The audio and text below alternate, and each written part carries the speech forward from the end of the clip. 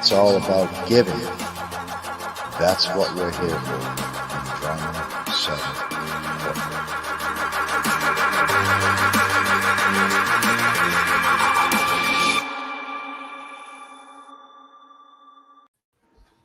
Hi, you guys. What's up? Thanks so much for showing up in the chat tonight on the full wolf moon. I think that was last night, but I think we still feel the effects of it. Well, I want to greet you. I'm Crystal MacArthur. I'll be the host of the show tonight. We have beautiful things lined up for you about Egypt and all kinds of things. So stay with us and enjoy the ride, you guys. I did want to mention we always talk before the show that there's a problem with YouTube, or there's some issues. Is my sound not good, guys? Are we good? Can you guys hear me? I can hear you. Yeah. Okay, making sure we're good. You do have an echo. I have an echo. I have no other devices going, guys. Okay, let me get out of here. Hold on one sec. Is that a little bit better? Yeah. Okay. Yeah, I had to pull out of YouTube altogether. Yeah, so I find that I have to do the same thing. I can't run both. Okay, all right. Yeah, so Teresa was mentioning that there's some issues going on with YouTube. People aren't seeing all the people in the chat. Comments aren't being seen. So whatever it is, it's definitely an issue with YouTube. So if we don't see everyone's comments, we apologize ahead of time. We just don't want to upset anybody. So, just hang with us through the YouTube problems. I think maybe they're having their own tech issues right now. So just hang in tight, guys, and just know that we do strive to get to everyone's comments and acknowledge everybody. Matter of fact, I got out of my YouTube, so I cannot see the chat right now. So if anybody could see the chat, can we get some shout outs to the chatters in the room? Yeah, most definitely. I can help you out with that. We've got Sweet Chloe's in the house. We have Deborah Sloan and Johan Dancing Gypsy, Mary Wins, Rocky Suchy, what's up, Meatball, Audrey, good to see ya, Gaza Cav, Lucky Stone, loving your videos, and Kills C8, which is Kelly, my sister. And I think we pretty much got everybody. Yep. All right. Nice. We got Rocky, Stucci, and Audrey, and Truth Seeker. Truth Seeker just came in. Guys. So hello, Truth. Hi, Truth. All right. That's awesome, you guys. What a beautiful energy in the chat. Always, where is the love? The love is always up in that chat for sure. That's right. All right. So we have Brenda, Milky's mom, is here to give a couple of poems tonight. So go ahead, Brenda. Oh, you're muted. Turn your mic on. Sorry. There we go. Okay. Well, I hope everyone had a great day today. And actually, I'm kind of keeping with the theme that we have tonight. I have an Egyptian proverb. The first one is, true teaching is not an accumulation of knowledge. It is an awakening of consciousness, which goes through successive stages. So that's our proverb for tonight. And then my Margaret B. Moss, as you know, I love so much. This one goes like, it's the heart afraid of breaking that never learns to dance. It's the dream afraid of awakening that never takes the chance. It's the one who won't be taken, who cannot seem to give, and the soul afraid of dying that never learns to live. So that's my poem tonight. I hope you all enjoyed it, and you all have a great show. It's going to be a great one, everyone. So pay attention and watch it. And I love you all. Thank you. See you later. Bye-bye. Message. Thank you. So afraid of dying that you forget to live. Like, that's profound. Wow. Oh my gosh. Thank you so much, Brenda. Good night, hun. And before we get going, I wanted to congrats to Barry Chad. Hey, Barry Chad. I don't know if you're in the chat tonight. As the winner of Marsha's gift package for Cajun's Food Pantry, Caroline withdrew her name from the winners list to provide others with a chance to win. And yes, you are getting your rods of raw and lots of goodies. And Cajun says you have been very supportive, and this is what very well deserved. Thank you, Barry. So awesome. Glad you got that. Yeah, that's so cool. And go ahead, Teresa, I know you wanted to say a little brief statement. Oh, right. Yes. Hang on just a second. Well, we all know that you've been typing messages about, give us Egypt, tell us Egypt. We want a show on Egypt, and we want a series on Egypt. So that's what we've done with our own world travelers here, Dalibor Suchy, known as Sun Rabbit, for those of you who haven't met him, because some of you are very new to the group, and some of you have known him a long time. We have Karen, Queen of Quartz, back with us this evening. And she and Dalibor do a lot of interacting together and a lot of this research on ancient civilizations. Then we have our sisters from down under. We have Mandy Moo and Jules. She'll be on later. And they have been doing a lot of research, Crystal, on the, as you've seen in their chat box, on some of the connections with Egypt, ancient Egypt and Australia, you know? Yes. So there's so many connections around the world going on right now, and more is being found every day.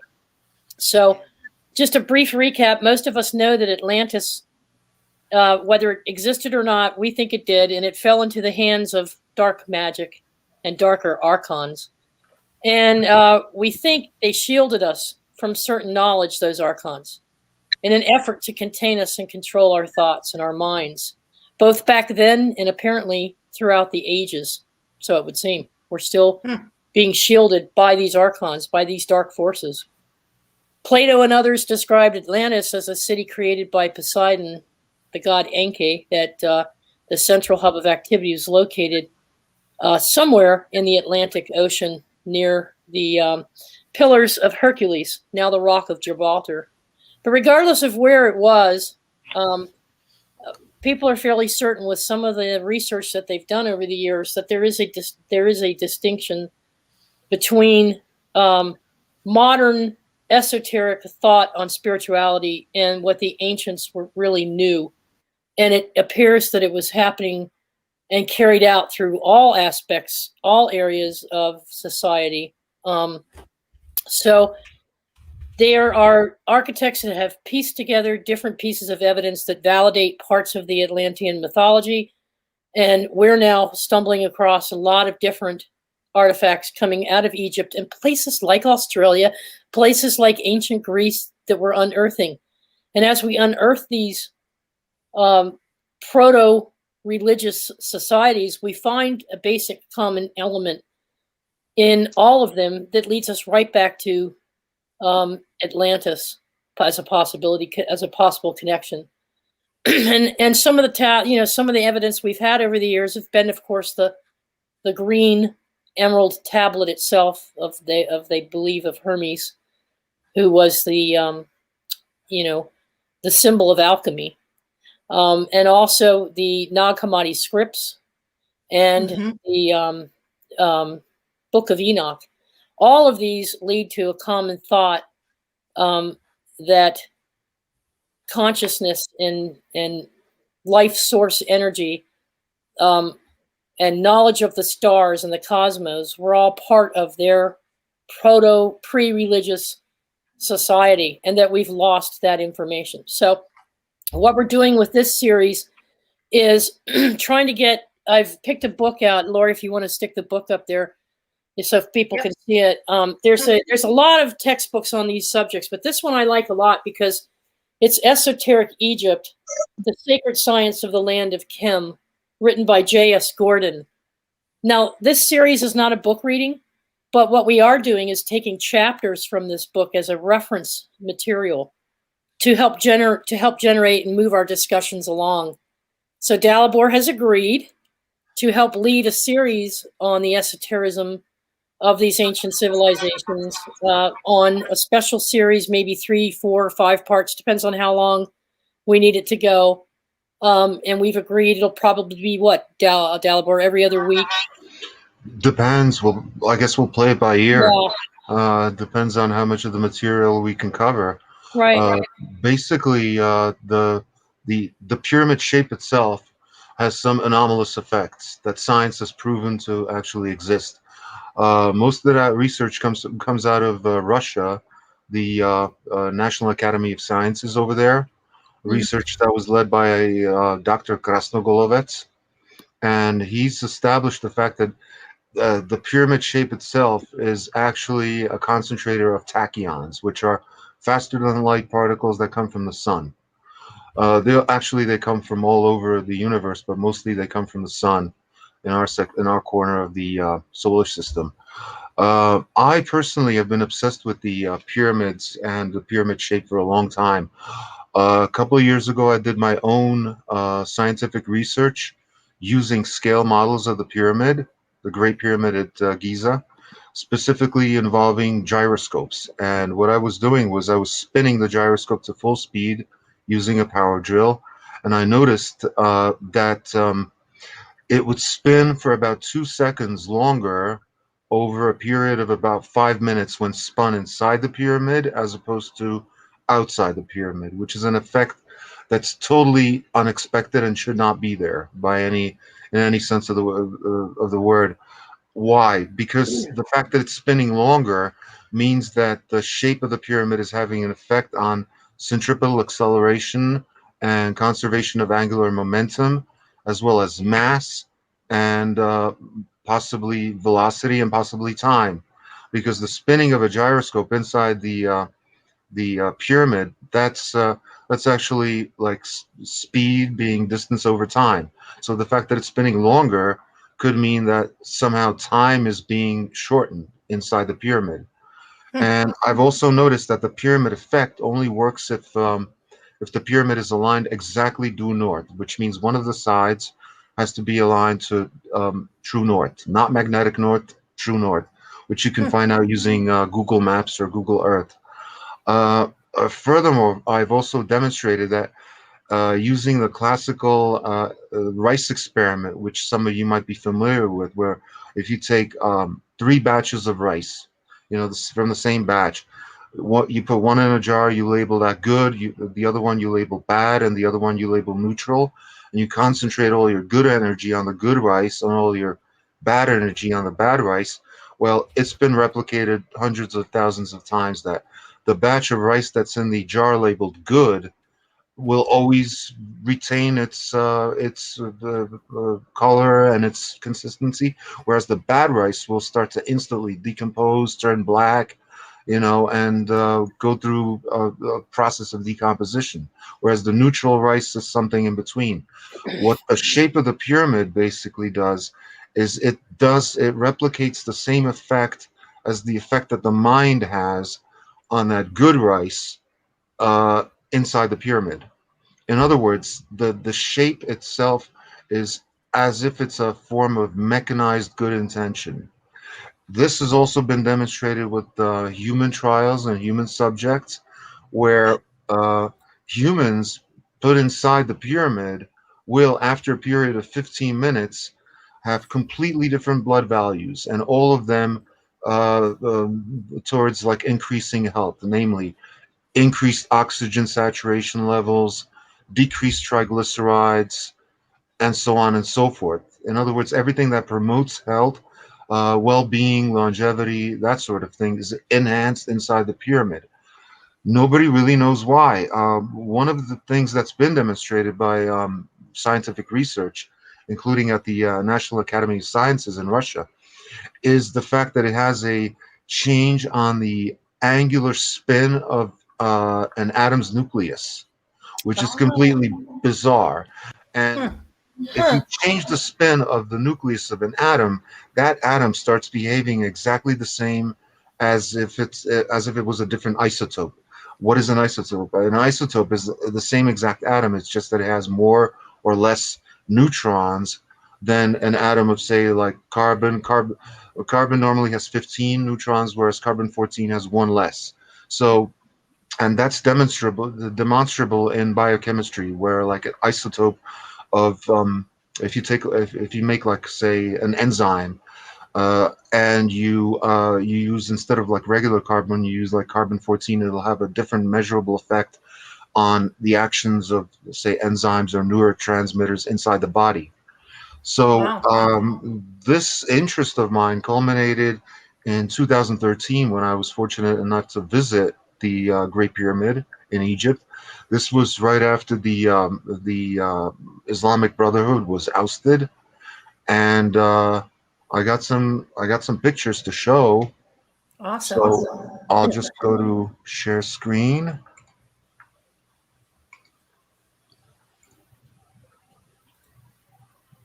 Okay.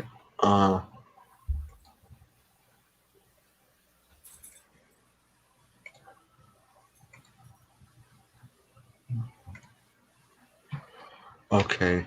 So first of all, most of Egypt, about 95% of it, is the Sahara Desert. And the Sahara Desert, this is basically what it looks like. When you fly across Egypt, this is basically all you see. Most people imagine the desert to look something like Seaside Heights in New Jersey or something, or like the beach, but it's anything but that. It actually has the consistency more of construction rubble. In other words, like fine sand, rough sand, big boulders, sharp boulders, everything in between. So this is one of the trees that's near in the Sahara Desert. It's a rarity, so it's like a national landmark because that's like the only one. This is the approach to the pyramid complex, which is in Giza, which is a section of Cairo, Egypt. It's not a very good section, as you can see, and this is taken from the highway, from the car. When you get to the pyramid complex, first you have to buy a ticket inside one of these booths over here, and then you can go inside the pyramid. And right when I saw that, and I looked at the original entrance that was excavated by Al-Mamun in the 9th century, I just somehow instinctively felt that this thing is old. This thing is not 4,500 years old. This instinctively in my mind, I heard like add a couple of zeros, because there's just no way that this could be that young. It even looks ancient based on all the wear. Yes, at one time it was covered with casing stones that were of polished limestone and brilliant white, but when you look at the people, you see the size and the enormity of all those stones. Each one of them is unique. It's very unlikely that any of them were actually cast in geopolymer or concrete, as some people have theorized, simply because every single one of them is unique. And some of them, as you can see, most of them are about the size of a car. And if you look at these people over here, you can see that they're about chest high, and they weigh about 70 tons each, which is an enormous, it's an enormous weight. And when you think about it, an average human can lift about 70 kilos. So you're talking, getting 1,000 men each lifting one of those stones. Like, first of all, how do you get 1,000 people's hands around one of these things, which is only about the size of a car? And how do you place one of those blocks on the ground or on top of the other stones without crushing everybody's fingers? They'd have to be moved with some type of precision, right? I had a dream that it was all done with frequency, sound, and water. Sound is what I think too. Yeah, some sound. type of sound frequency. Yep. Yeah, there's various theories. At any rate, that's the main entrance that you go through, which this is the one that Al-Mamun made, and he was actually looking for treasure inside the pyramid. Needless to say, he didn't find any. But what he did find was pretty much exactly what's inside the pyramid right now, and that would be the sarcophagus, as well as two other items. One of which is in the Egyptian Museum, and that's a ruler of about 1 meter in length. And the other thing that he found was a piece of glass, except that it was a very unusual piece of glass that it was a long piece that you could bend over till it was touching itself and it didn't break. To me, that sounds like a piece of plexiglass, almost like a piece of lucite or something. So Dalibor, where did all the limestone go?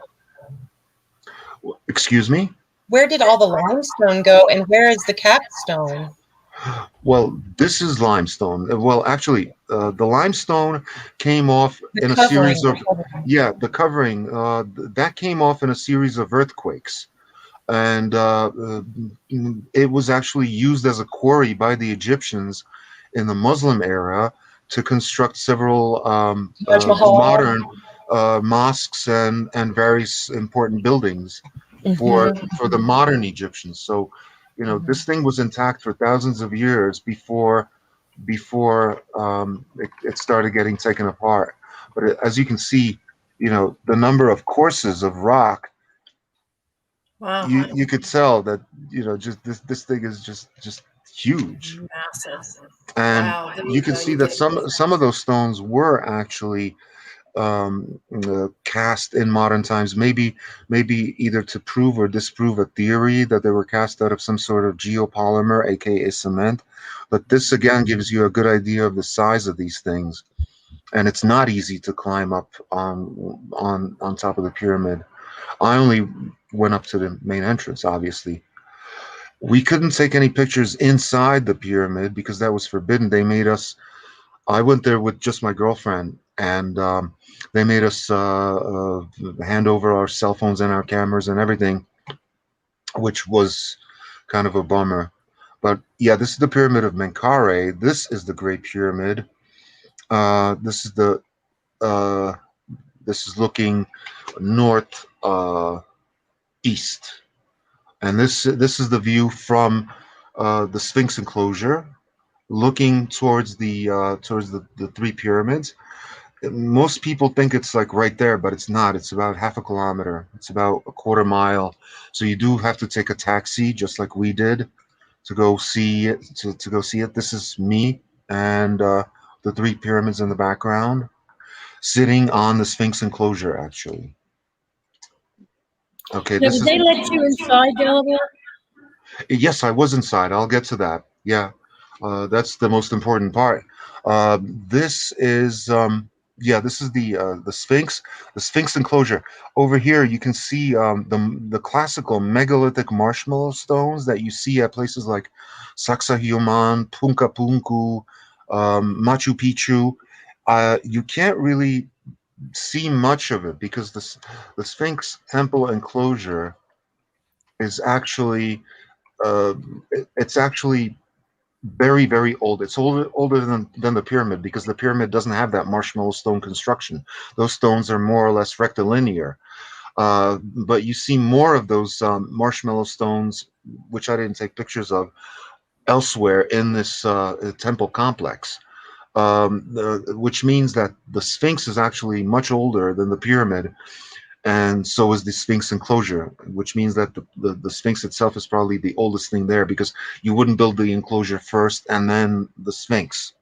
So moving on, that's another, you might get a better view of some of the, these are, as you can see, these stones are even bigger than the ones in the Great Pyramid. So that's clear evidence of megalithic architecture. That gives you like the classical view where, you know, most people think it's right there, but it's not. Hey, Dalibor. Louis Boyce wants to know, what does the Sphinx have to do with the pyramids? It's right there. That's all. It doesn't have anything to do with the pyramid whatsoever. The Sphinx is just a statue. We don't really know what who it's a statue of. There's theories that it's actually aimed at the constellation of Leo 12,500 or 11,500 years ago. That is a reasonable theory, but if you look really closely, you'll see that it's been renovated over the centuries, and almost none of it is original. You know, some of these renovations took place really recently, so we don't really know what the Sphinx is. I heard some people think it's Khufu. Again, there's no real indication that this was Khufu, simply because there's only one. Can you see me? Okay, Yes. am I back? All right. Uh, the only proof that this was constructed by or in honor of Khufu is actually one plaque that they found outside the Great Pyramid. And it doesn't really make sense to call it the Pyramid of Khufu because, okay, let's say 20,000 years from now, they archaeologists discover your house and they find a quarter with George Washington on it. Are they going to call it the Temple of George Washington? You know, because of that one coin, and that's the same thing. And it's only a small plaque, and we don't even really know what Khufu looked like. There's only one statue of him, and the statue is only about 1 inch high, and it's inside the Egyptian Museum. Now, getting back to the pyramid itself, when we got inside the pyramid, the one thing that's kind of bizarre is just the whole layout of it. No amount of like videos or diagrams or anything can give you a full idea of just how strange it is. You walk in through like a regular sized aperture, a hallway. You walk down it, and at the end you have to make a left, and you can see the beginning of the ascending passage. You get into that, and that's about 3 by 3 feet or 1 by 1 meter, where you basically squat or crawl up about 45 degrees for a long distance. And when you get to the top of it, it opens up in the Grand Gallery, which is 8 meters or about 28 feet high. Directly in front of you, you can see like the passage leading to the Queen's Chamber, which was locked when we were visiting it. You go up the Grand Gallery, which is also at the same inclination angle. And then again, you have to get down into a small 3 by 3 passage, which again opens up into like this big, huge space, which is called the antechamber. Then again, you have to get down on your knees to crawl into the king's chamber. Now, I'm not buying that it's a tomb or anything. I really feel like it's technology. Yes, there's definitely technology there at play because the pyramid itself incorporates every known number in higher mathematics, everything from phi, which is 1.61a or 0.61a, phi to pi. Phi is also known as the golden ratio, because basically if you take the perimeter, all 4 sides, and divide it by 2 times pi, you get the exact height of the pyramid. So that the height of the pyramid is related to the circumference by a ratio of pi. Yes. The theory is that they used 2 different measurement systems. One that was a meter stick, and the other one that was a wheel that was a meter in diameter. Where if you use that as a measuring wheel, you'll naturally, get that pi ratio incorporated into anything you measure with that. But getting back to the King's Chamber. One moment, Dalibor. I just wanted to say hi to everybody in the chat. Robert B's in the house. Skyball. Hi, Skyball. Let's see who else. Let's see. I'm missing somebody. Who else? And Gaza. Hi, Gaza. Gaza Caps in the house. All right. I don't want to interrupt. I just wanted to say hi to everybody that's joining in the chat. Thank you so much, you guys. Go ahead, Dalibor. Okay, so I get inside. We get inside the King's Chamber, and there's a man in there who we presume is like an employee of the Ministry of Antiquities, which he turned out to be. And they all in Egypt, everybody speaks English. It's not a problem, but. Guy comes up to me and he asks me for a cigarette. He bums a cigarette off me, and so I give him one, and he lights it up. And I was like, "This is so weird," because we weren't allowed to take pictures inside, but you're allowed to smoke in here. What is this? Needless to say, I didn't light up because by the time you crawl up that ascending passage and the great Grand Gallery. There's so little, the air inside is like so stale that you can't even breathe, much less have a cigarette, which kind of makes it a bit out of the question. So we spent about 15 minutes inside checking it out. Like I said, when the first person that broke into there, discovered the king's chamber, all he found in there was like the sarcophagus and those two things that I mentioned. The weird thing about the sarcophagus is that the inside measurements of that thing are the exact same measurements as the outer dimensions of the Ark of the Covenant. Now, why is that? Because of its beneficial effects on the human body. It was theorized that that the pyramid was actually like a resurrection machine of some kind, or a power amplification system, where the theory is if they were to put that Ark of the Covenant inside there, that it would increase its power beyond what it was capable of. And some people, again, theorized that the Ark of the Covenant was something between like a nuclear reactor to a supercapacitor. So we don't really know. We just know that it was deadly and unpredictable, which could mean anything. So basically, the weird thing about the pyramid is that it could not have been built by the ancient Egyptians because they didn't have the technology. They didn't. Yes, they were a seafaring civilization, and yes, there's evidence that they were all the way in Australia and in other places. But what else would explain the fact that the Great Pyramid lies at the geographical center point of all the land masses of the Earth put together? In other words, if you were to take all the land masses of Earth and spread them out on a flat plane, and take the average between the east-west length and the north-south length and put it on a pin and balance on it, it would balance exactly at Giza, which is in Cairo, Egypt. Also, it's connected by straight lines to Machu Picchu, the Canary Islands, and Easter Island, as well as Mohenjo-Daro, and a couple of other very significant megalithic monuments. So, given the fact that just this one structure incorporates all these different constants like pi, phi, where it's located, the exact alignment, and also the fact that based on its dimensions, the exact angle of the pyramid is 51 degrees, 51 minutes, 51 seconds. You know, which is in and of itself kind of strange, because if you add up those numbers, it's 666. Now, what they discovered at the National Academy of Sciences in Russia is that angle, 51 degrees, 51 seconds, 51 minutes, 51 seconds, is not the exact angle that it has to be at. That's only the minimum angle that you have to have a pyramid in order for it to manifest those anomalous effects of the pyramid when it's aligned exactly to true north. In other words, anything that's sharper than that will also work. And in some instances, it'll work even better than like the regular pyramid shape.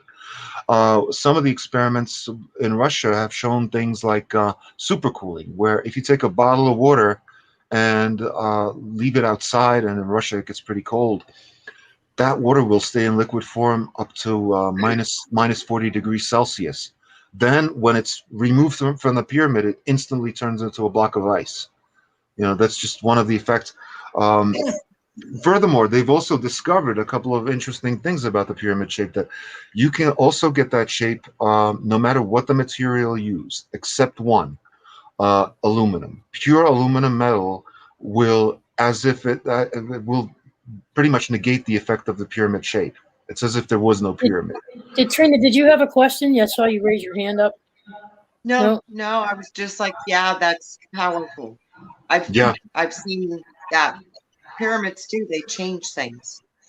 Yeah, they do. They've been shown to radiate radio waves going directly from the top of the pyramid to the zenith. So that's also like an unknown effect that they discovered, not just at the Great Pyramid of Egypt, but also at the Temple of the Sun in Teotihuacan, as well as the Bosnian Pyramid, the newly discovered Bosnian pyramids, where they discovered a steady stream of radio waves going directly to the zenith or up from the peak of the pyramid. So, just curious. just curious, while we're talking about the pyramid shape, and you spoke about the words on rice experiment earlier, have you tried putting a pyramid shape over the neutral rice to see if it changes the effects that it has? Or That's Yes. interesting. Yeah, Wow. I've done those experiments. I've done the experiments with like watering plants with water that was kept inside the pyramid versus water that was kept outside the pyramid. Usually, you can't tell the effect on mature plants, so what you usually have to use is seedlings. And yes, there is a noticeable effect where the seedlings will sprout quicker and they'll grow taller when watered with the pyramid water, because, like I said, it changes the spin of the nucleus of all the atoms inside the water. But like I said, the effect is very subtle, but it's still there.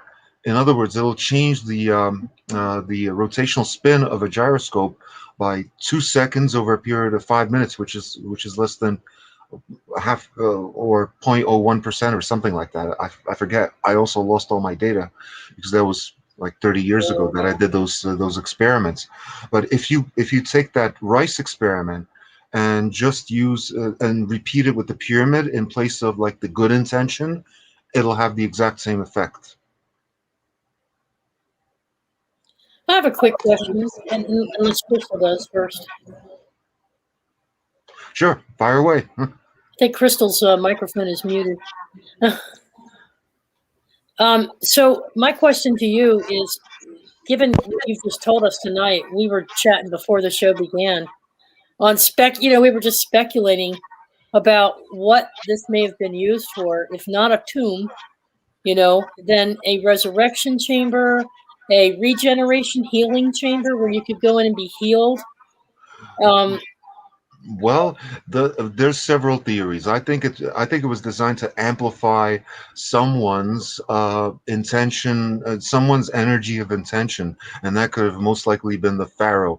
I'm not the pharaoh, but whoever the ruler was of whatever civilization originally built it. I think the Egyptians discovered them, which is also why they put the casing stones on them, because when the pyramids were open, they had no entrances or exits. That's like building a house with no windows and no doors.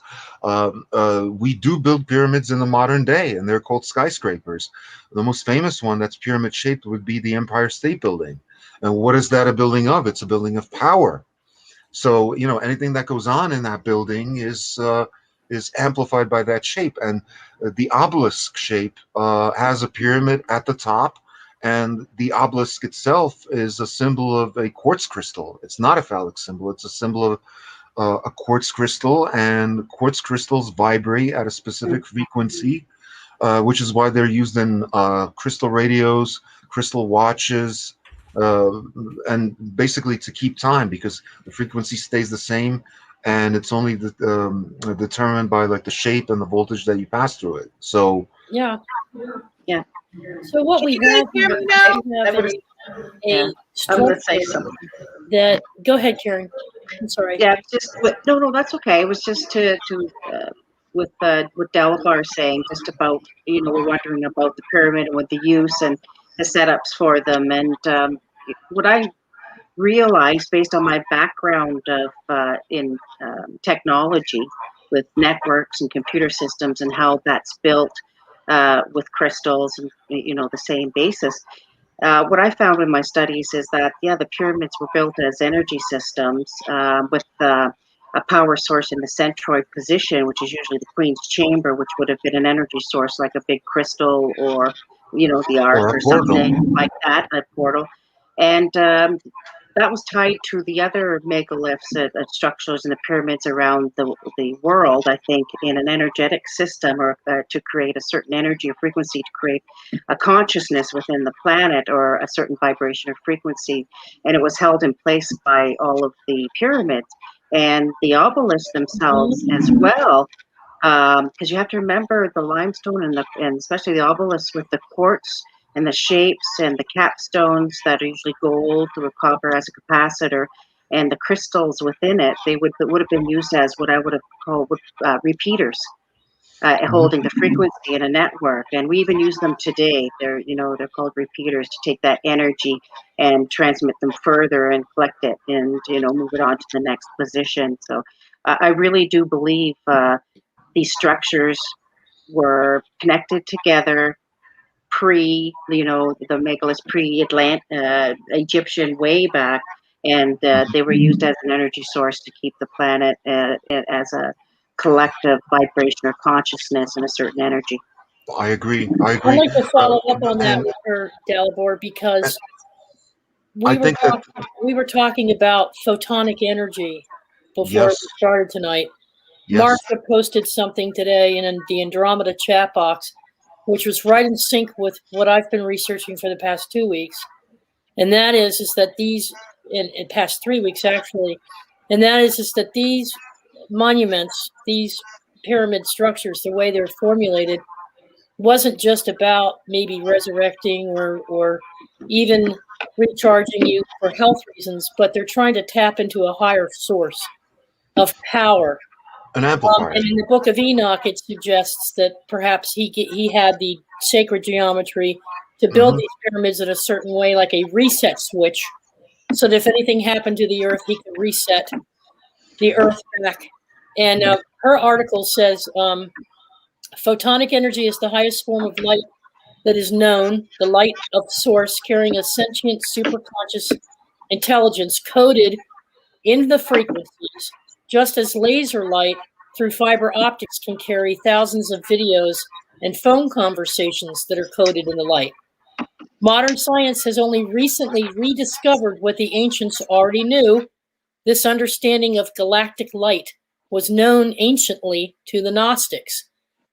Trina has been reading from the Nag Hammadi. John has been reading from the Nag Hammadi. A lot of folks have. The 2,000-year-old version of the Gnostic text back in 1945 revealed a cosmic understanding that the brilliant light plasma at the central core of the galaxy, our galaxy, is actually a sentient intelligence. Furthermore, these Gnostic texts tell us that the physical world we inhabit came into form as the intelligent expression of the plasma light or ether spiraling out from the galactic central sun. Leading experts of both quantum science and Mayan calendar are saying that our DNA will be upgraded or coated with intelligence from the center of our galaxy. Does this not point to what we're talking about in the chamber, in the king's chamber? It's not a sarcophagus. No, not at all. It's like a tanning bed almost. It's like they're being charged. They're trying to pull that energy in. Yeah, definitely. It was definitely some kind of an amplification device, and it was probably built as a landmark at the same time, because just as like the network of cities that we have today is different, and the connecting highways are different, so back then, were like those connections between their major cities different. And I think that every single pyramid, every place you find a pyramid, is probably the site of a major ancient city. And that if they do some more digging around in the vicinity, they'll probably find more artifacts. And they'll find that those main pyramids within these large cities, that was their main energy source with each of their major cities that housed large populations of people.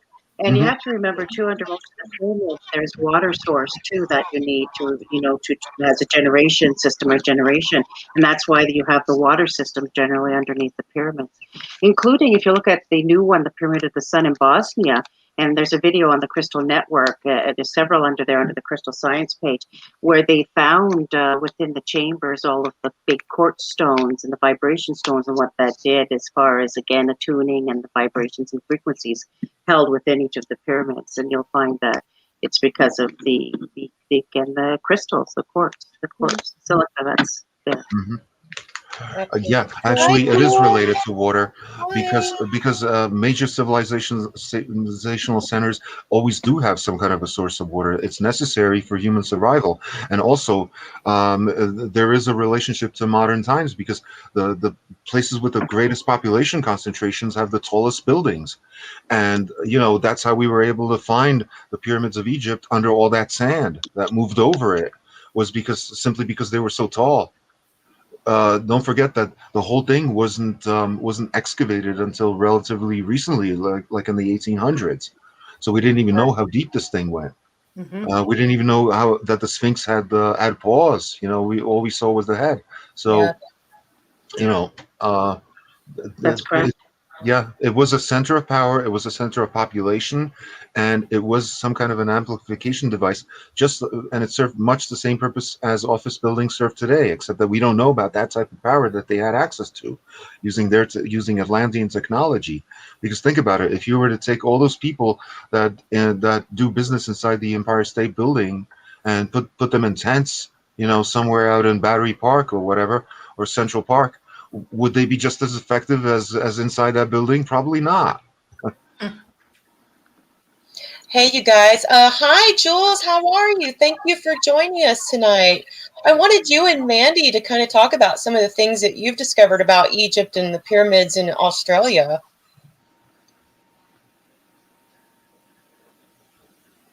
Can you guys hear me? Yeah, we can hear you. Yeah, we can hear you. Okay. Mandy, Mandy. Yeah, Mandy. Give us an update, honey. Till Jules comes back.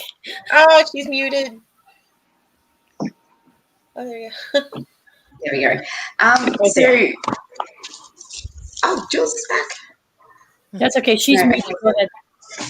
There are some they say there are ancient Egyptian links to Australia, and I got very interested in some of these. And I've gotten to speak to somebody yesterday, and I realized, wow, I've got a lot more research to do, but I'll definitely, so out at Gympie, they're said to have found some artifacts which linked back to your Greek Egyptian artifacts and stuff. Like I said, I'm really wanting to do a lot more research on it, just so I can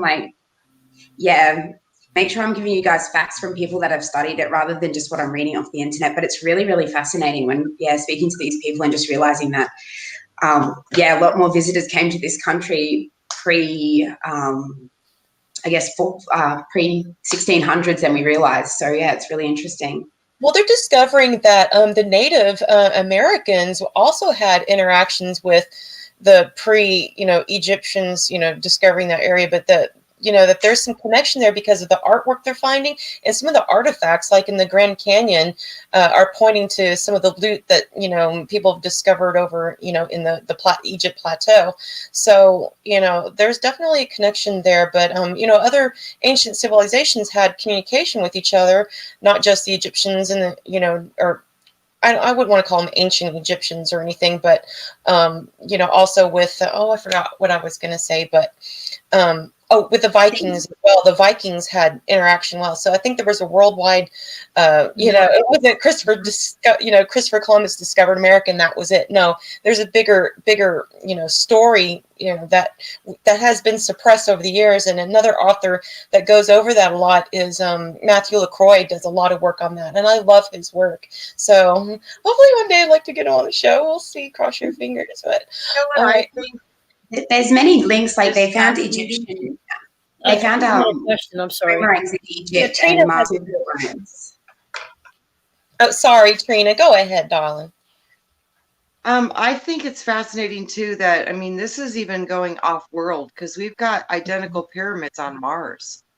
So this, I think, is a huge part of a historical puzzle that we're just now starting to understand. What if these are on multiple planets? You know what's the weirdest thing? That the Arabic word for Mars is Al-Qahira, and the Egyptian word for Cairo is Al-Qahira. It's the same. Yes, means camp of Mars. And the Cydonia pyramid complex on Mars is very similar to the whole setup, the whole Giza Plateau, including the face on Mars, which is also adjacent to it. It's right there. And we have proof that the Egyptians did have trade relations with the rest of the world, notably the fact that they found cocaine inside some of the mummy wrappings. And cocaine comes from coca plant, which only grows in South America. And as I said before, the sacred sites of Machu Picchu line up on a straight line with the Great Pyramid of Giza. Also, inside a tomb inside the Valley of the Kings, they found remnants of grain that they decided to analyze genetically, and they found that the only place that grain of wheat came from, those wheat grains came from, is Czech Republic. And it's like, how did they get there? Which means that they were more than seafaring, which means because Czech Republic is a landlocked country. How did they get there? And there's also like some bizarre connections between Czech Republic and Egypt, notably the fact that the Aswan High Dam was built by a company called IPS, which is a Czech company, which back in the communist era was like the largest construction company in the world. Why did they pick IPS? Because IPS has built a couple of dams in Czech Republic because we're a mountainous country and we have a lot of dams. So, and also when I was there, I found out that a surprisingly high amount of Egyptians speak Czech, which really surprised me because not that many people speak it. We're only a tiny country. Yeah. Oh my gosh, we could talk and talk. We're definitely going to have to do this discussion again. Well, we're actually going to, on other parts of this, get deeper into each geographical location, and there is some correlation between the Celtic lands too, and the ancient Egyptians. And when I talk about ancient Egyptians, what I mean by this, and what this author means in this book, is that it's the proto-Egyptian. Yes. The early ancient peoples that occupied Egypt, not just the ones in the dynastic period. Yes, exactly. They do make references to like an earlier civilization, because in the Emerald Tablets of Thoth himself says that he is Thoth the Atlantean. Where did he get that name from? Where did he get that designation from? When, the only other reference to Atlantis that we have is from Plato, which is about 900 BC. So that's also kind of strange. And there's the same with the Sumerian king list that's replicated in the Egyptian king list, which goes back 360,000 years. Mm-hmm. It's a lot older than what mainstream archaeology will have us believe. Yep, I agree. Well, we are in the apocalypse, so all will be revealed. Yeah, all is being revealed. So, welcome to the show, ladies and gentlemen. Grab your popcorn, get comfortable. Yeah, we'll be doing this like every other Wednesday night for a few weeks, getting into more detail and more specifics. This was just an overview tonight, but absolutely awesome. Full of little treasures here that and new findings. People were talking about this 4 years ago, but there's been additional information uncovered, so it'll be fun to cover it, I think. Mandy, you said you're going to be traveling to some of the sites? Mm-hmm. Oh, the ones in Australia, that I want to go and research, definitely. Yes. So there's hieroglyphs in Gosford. I'm very much wanting to go and have a look at some of those. Please do share. Yeah, definitely. So I'll take photos and take you guys with me. Yes. Thank you. Oh my gosh, that's so exciting. Oh man, you never know what you're going to discover, so I'm looking forward to that. Woo, that's awesome. Hey, Jules, how are you, love? She's very glitchy tonight. She's having a hard. Well, Jules is out in the town. Some friends have taken her out for a meal, so she's out there celebrating. Oh, hey, nice. Jules, get your microphone off mute. I gotta plug myself in. I don't think Jules can hear us. I don't think she can either. Yeah. Uh-oh. Can you hear me, Jules? I don't think she can. Did anybody want to do a group card read tonight? And I'll try to get a hold of Jules another way. Okay. Yeah, let's do a group card read, you guys. Anybody want to do one? Mandy, did you get your deck out? Or did you have time? She was talking about it. She's like, I don't know. Well, while we're contemplating that, would you guys like me to read you something about Egypt? Yes, please. Absolutely, Trina. You always have something of value. Okay. Try to get this is about Ma'at. The law of the circle is accurate to the letter, and we are all subject to this universal law. As children of God, we are responsible for how we choose to use every atomic and subatomic particle and wave of our life force. With every thought, feeling, word, or action, we are co-creating patterns that are either adding to the light of the world or adding to the shadow. Depending upon the frequency of the vibration that we send forth, our co-creations will either be a blessing or cause a problem for ourselves and all life on the planet. This is how we learn to become co-creators with our Father, Mother, God. The law of the circle will eventually return us to every electron of life force that we have ever sent forth. This process allows us to experience what we have created through our own free will choices, and it gives us the opportunity to transmute our miscreations back into light. This is the principle of Ma'at, and it essentially represents the divine order and the principle of love, designed to bring us back to a place of mastery and oneness. Love is the law, and the law is love. So whatever we have cultivated in life, a kind heart, a loving heart, a forgiving heart, we shall also reap. Then we are welcomed into heaven through the light of our own vibration.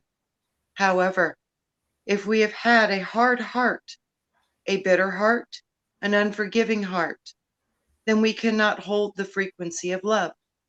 This means we would repeat our life lessons until we have finally mastered them and completed the circle of one.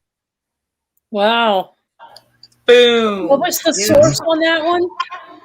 Spot on. That was from Angelic Origins of Soul by Tricia McCannon. There you go. Yes. That's awesome. And then this was page 102. Very And nice. that is part of the 42 laws of Ma'at. Yeah, they have all of them in there. Yeah, They it's even have like book. 42 laws of Ma'at, like on these like tapestries that you can hang up. They're beautiful. Yeah. Ooh, I They want are one. beautiful. There's Hi, Jules. Jules. I wonder if she can hear us now. Hello, Unmute yourself, Jules. can you hear me? Yeah. Can you hear Yeah, me? we can hear you. Yeah, it's just I'm in the center of our town and there's a lot of noise going on and there's not a lot of signal. That's awesome. It's still awesome to bring you in from Australia. Yeah, heck But I yeah. just what I want to show you is I'm in the center of our town, which is the rotunda over here. I don't know whether you can see the rotunda. Yeah, beautiful. Well, this has actually got a huge piece of quartz underneath it. We've all done a divining and there's a whole chunk of quartz under this park. Wow.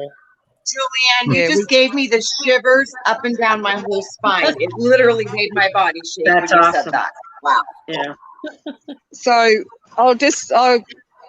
my poems probably don't relate to the subject that you're talking about, but I went through my book this morning, and 10 years ago today, because it's the 30th here in Australia, I looked at the actual poem, and I thought that's 10 years ago that I wrote that, so I thought I might read it out. All right. Are you up? Some may have heard it before, but I think it's paramount at the moment with what's going on. Even it's not really, but it could still have a lot to do with all the stories that are being told. So this one's called A Play by Julianne. Think of a stage production. Now, what can you see? The actors are on stage, and of course, including me. There's a stage, backdrop, audience as well. Director, props, things are going swell. Shows up running 7 nights a week. Not doing too bad, but there's a weak link. I see it that way. The director sees it that. I get up and say my lines and I change tack. I get up, now I do this a few times, getting rave reviews. The show is in the headline and even in the news. The simple thing was change, and that is it. The show was pulled up out of its shit. A few things done different is all it took. A production is a play. Just take a look. See what it resembles in your life. The things that change will give you light relief, re-life. There you go, guys. Just a little stage production going on. I love it. The whole world stage. That's awesome. We'll have a Whole world stage.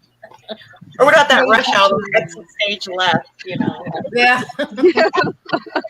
Good album. I did write a different poem, but I thought that one's paramount at the moment, it being 10 years ago. It actually might be appropriate for tonight in another entirely different way, Jules, because the ancients believed, they had an inner belief that everything was within, everything in matter, the cosmos, everything was inside, and that they were grounded inside, whereas today we believe everything inside is reflected out. They didn't believe in an out. They believed that everything was in, everything was enclosed around them, and then a projection. So you just brought that in because that's pretty much what you're saying. Brilliant. Well, I just want to show you something though. Have a look at this. Oh, wow. Look at that. That looks like a giant. Never mind. It's pretty good. Well, it is. And look at the cover of my book. This is not the front sea over. Look at that huge knot. Wow. I was right then. Looks like it's puckering. Well, I just had lunch with my my gay mate, who's my artisan friend, and I said, "Have a look at that," and he didn't. He just smiled. I guess we did. That's great. It looks like an elephant. It looks like an elephant's trunk, like the end of the elephant's trunk a bit. Yeah, it does. Yeah, My mother will send me pictures of trees that look very suspicious. That's her thing. Yeah, well, that's right. Remember, trees you are, and this week through the show on Andromeda 7, I'm going to have doing a special thing in calling tapping in and branching out into your field. Yes. And it's all about trees. Mm-hmm. Oh, you beat me too. That's right. So this is a grand production right here. I don't know if I want to tap into that, Jules. I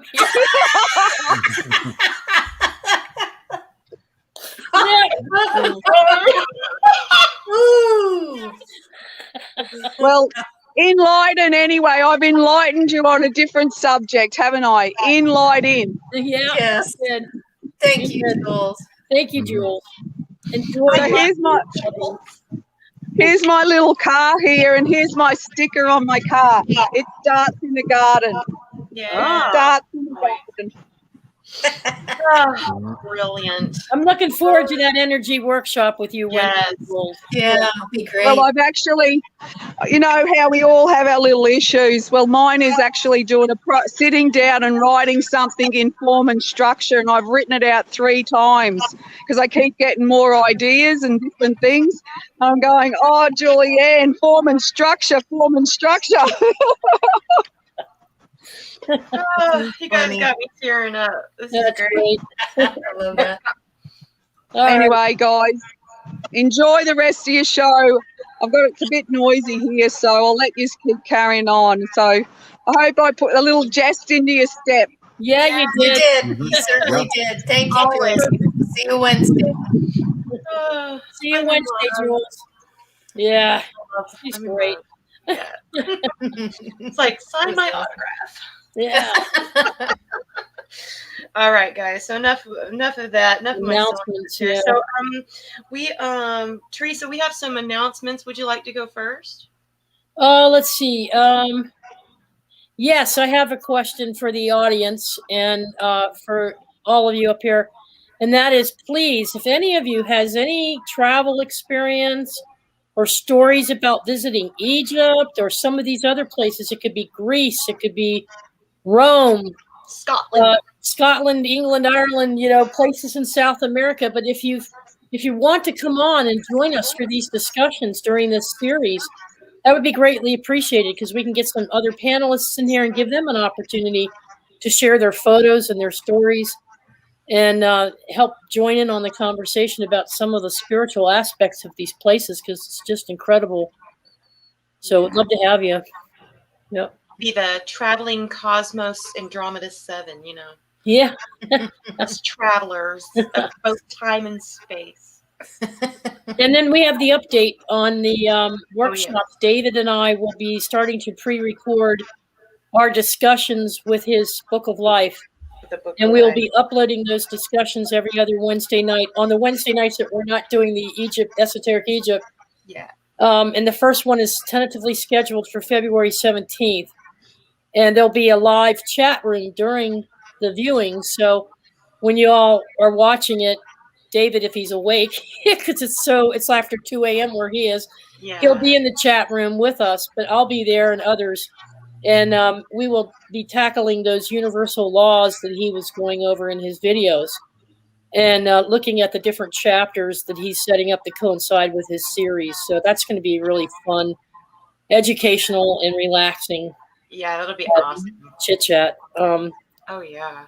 And then do you want to talk about the... Oh, yeah, the thing. Oh, yeah. Okay, Lori, I'm going to cue you up here in a second. We're going to have a Mad Hatter tea party. Did we come up with the day for that, though? No, we have it tentatively scheduled right now. Okay, so it's going to be mid to late February. Mm-hmm. Okay, so guys, we're going to have a Mad Hatter tea, wine, cheese costume party celebrating our first dozen of shows. So we're just going to have fun that night. There'll be a contest to win a $50 gift card of your choice. It's called No Limitations, Just A7 Yourself. So you can get creative with your background. You can use green screen. You can do a real costume. You can just come as you are. It doesn't really matter. This is just to let our hair down and just really have some fun together. And again, in the contest, you'll win a gift card of your choice of $50. And we'll also take a quick peek at that. Go ahead, Lori. Got it.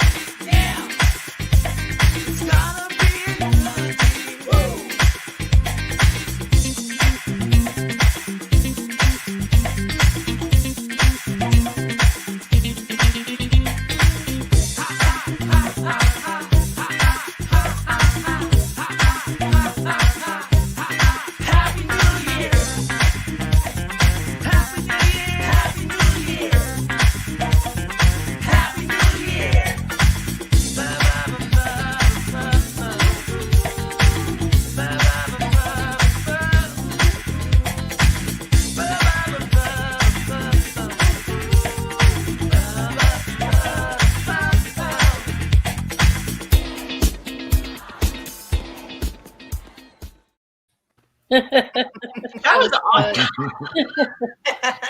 Yeah, so everybody just sends in a crazy picture of themselves, and Al Soriello does all the artwork.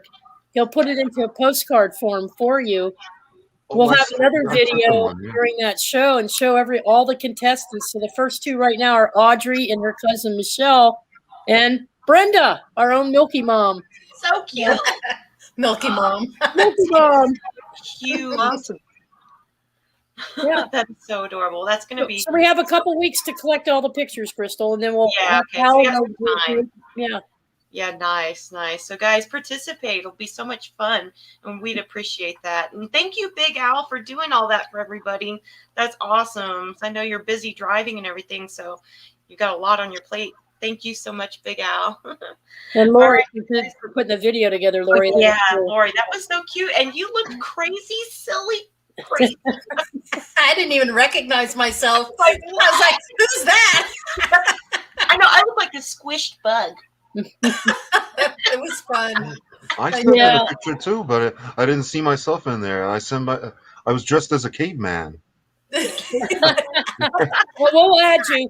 Anybody can compete. You know, it's no. Yeah.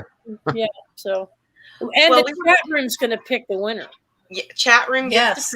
Yeah, that's what's up. I love games like that. I love contests like that. Yeah. Go ahead, Trina. Do you have anything else to say, hon?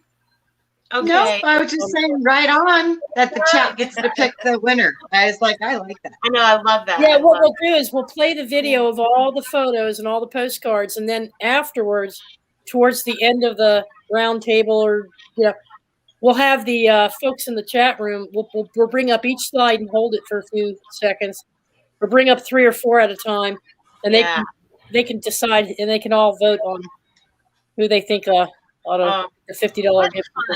What fun. We need to have a little bit of fun and lighten up a little bit in life a little bit sometimes, because things can just get really heavy and really serious and stressful and anxiety filled, so this will be really good for everyone. If you want to wear an outfit, I think Jules is going to be at the Mad Hatter herself. I think she is. She has a Mad Hatter's costume, Jules. Yeah. I do too. I might do it. Yeah. Yeah, I got a little outfit. Yeah. And for the first time, we're going to try to put StreamYard links out there. I do too. You have to too? Yeah.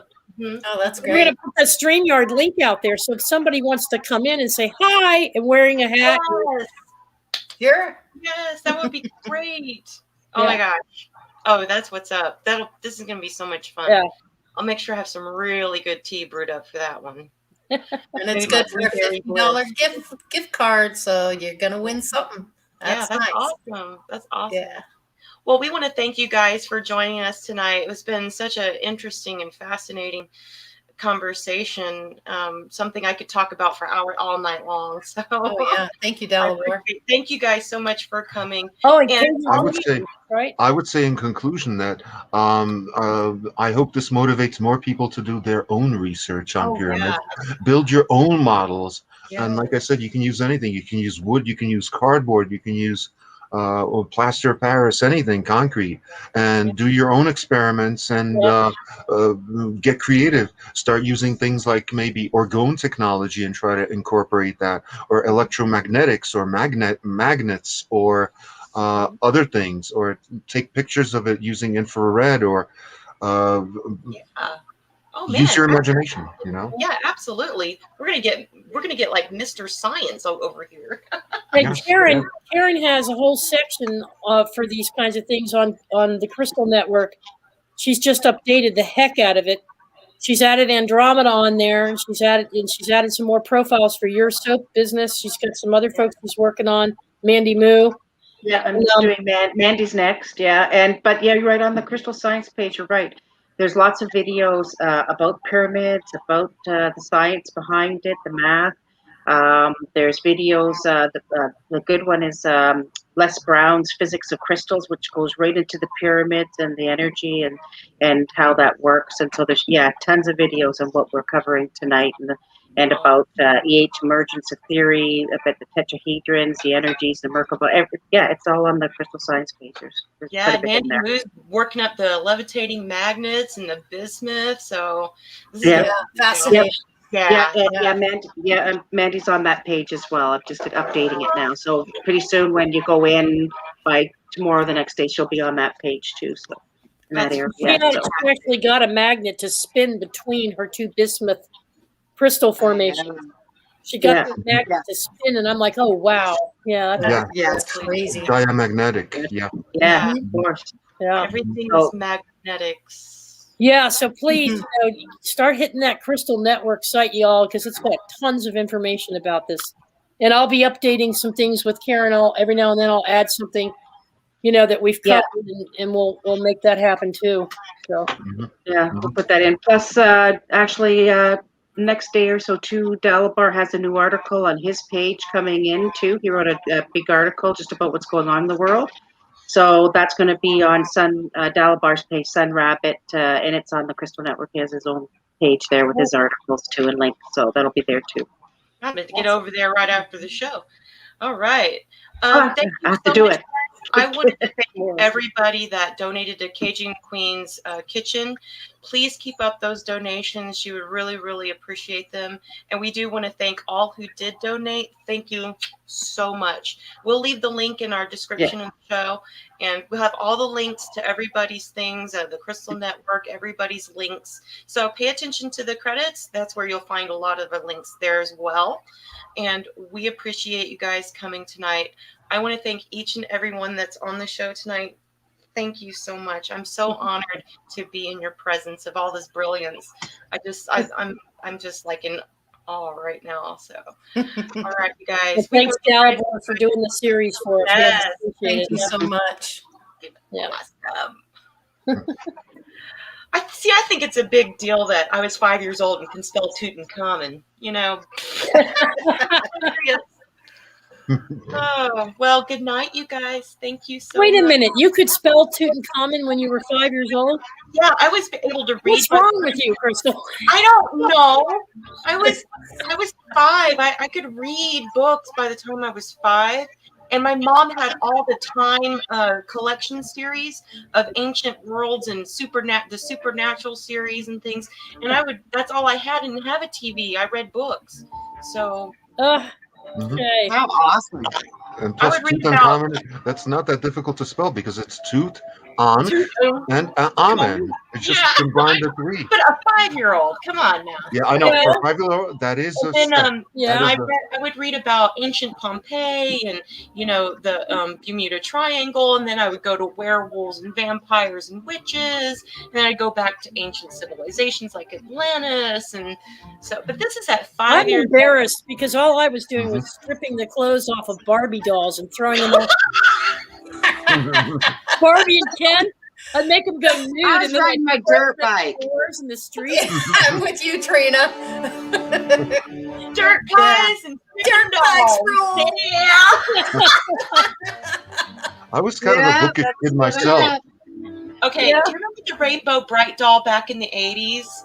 I remember the ad for it. I gave my Rainbow Bright tattoos all over, these very interesting tattoos. And my mom said she'd walk in my room and see my G.I. Joes and my Barbie dolls in very interesting positions. Oh, how funny. All these kids would have little dolls around it, like fake tea parties. Not me. I was stripping them nude and having them do all sorts. Me too. That is so funny. Oh, man. Oh, we're freaky. Oh, boy. I was a tomboy. I used to climb trees, and hang upside down. And playing with I dolls. But I had G.I. Joes and tanks and things and trees. Yeah. Those little girls that had strollers, with little plastic baby dolls? I'd take the wheels off the stroller. And I'd find a bush just to see what they would do if they couldn't push their strollers. I was nasty. You remember the big wheels that were made of plastic and they were impossible to even push? Yeah. They made plastic wheels. That was ridiculous. You know what I did when I was a little kid, guys? I built a 3-story tree house, and the first level was underground. Cool. I literally dug a tree house when I was a kid. I started it underground, and it had a fireplace and shelves and everything. I was doing that stuff when I was a little kid. You mean like a Hobbit type treehouse? Yeah. Oh, that is awesome. Snow cakes. We made snow cakes and candles. Yeah. Trina, that is as an adult, I don't even have the coordination to build a card house. How did you build a tree house? It was really cool. It was a huge tree, like an umbrella. and I started digging right under the tree, and I dug around the roots, and I made a big hole, and I covered that up. Yeah. I had stairs going down into it, and then I had a level up in the tree too. Uh-oh. Sorry, Michelle. She was one of those nerdy girls with the stroller, the big plastic thing. I was a nerdy kid. I was into science, and when I was 9, my first major science experiment was making alcohol, which I also tested. So, Wow! seriously, yeah, I was making my own alcohol on a regular basis by the time I was like 12. No, Fred. Maybe you buzz. Yeah. Oh yeah. Yeah. No, you gotta be kidding. Yeah, I also made my own parachutes and would jump off our garage. We had this big property, even though we lived in suburbia, like to own parachute, and like I was paragliding sometimes up to 20 feet off the garage, you know. So that was fun. Yeah. Well, we were some creative kids, weren't we? We still are some creative kids. Yeah. Don't ever lose your inner child, you guys. Hug that inner child. Let that inner child out. It's time. Yeah. It was Bye, the best everyone. of times, and it was the worst of times. Yes, for sure. Yes. Bye, everybody. Thank you so much Bye, for everybody. joining us. Bye. Much love. Bye, everyone.